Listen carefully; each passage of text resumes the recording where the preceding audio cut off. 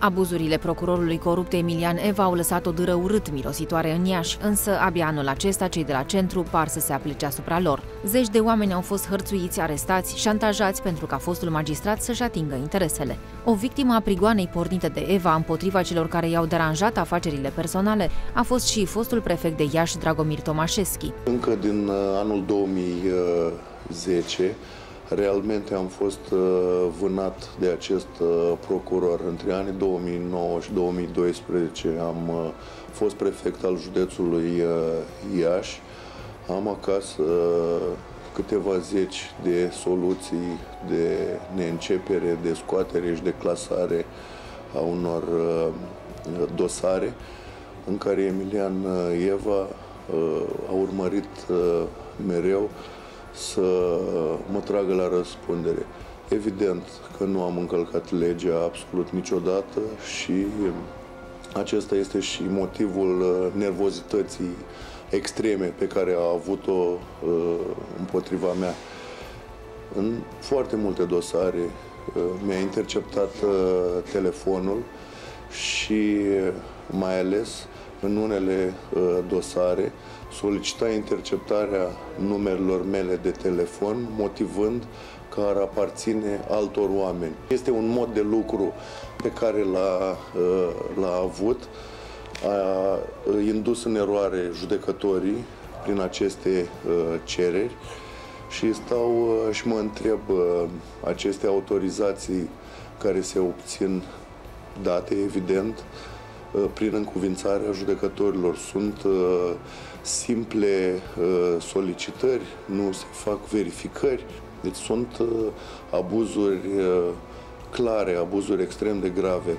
Dezvăluiri absolut incredibile despre relațiile de interese dintre primarul Iașului, Gheorghe Nichita, și procurorul Eva ies la iveală. Așadar, unul dintre cei care au beneficiat de protecția directă a lui Eva a fost chiar primarul Iașului, Gheorghe Nichita. A primit zeci de nupuri din partea acestuia. Cele mai mari tunuri date de Nichita au fost clasate pe șest de amicul Emilian Eva. Am avut o serie de sesizări la DNA Iași, cât și la DNA București și la procurorul general, prin care am sesizat furturi masive din banii publici.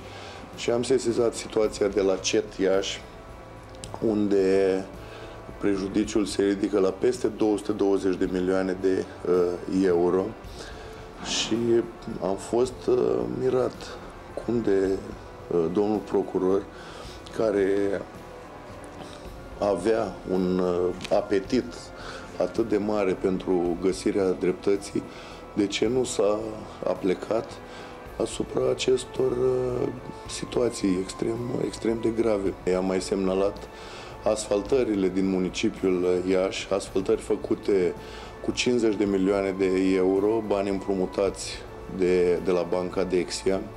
Asfaltările în Iași sunt extrem de proaste.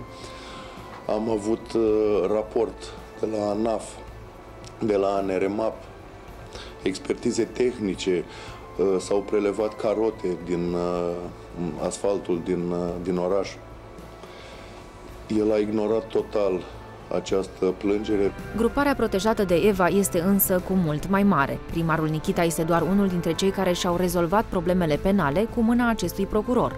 Sunt absolut convins că în toți acești ani Gheorghe Nichita a fost protejat de Emilian Eva, dar în Iași este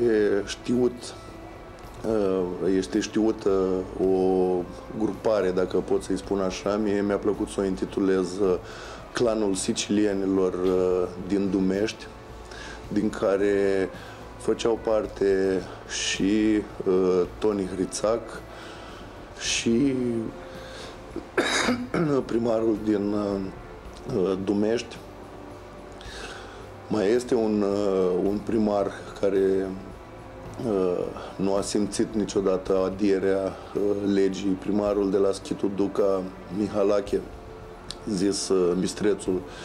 Acești oameni, prin protecția pe care le-a asigurat-o Emilian Eva, nu au avut nicio durere de cap în Iași. Dar exemplul cel mai elocvent este al primarului Gheorghe Nichita.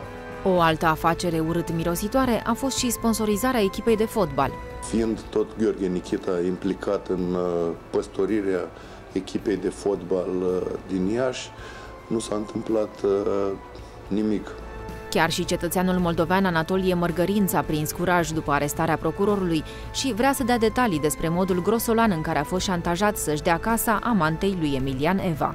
Săptămâna trecută, la o zi după ce a aflat de la televiziunea dumneavoastră că a fost arestat, a venit la birou și m-a rugat să reformulăm plângerea, pentru că a avut temeri și îndoieli față de acest demers, dar acum se pare că omul a prins din nou curaj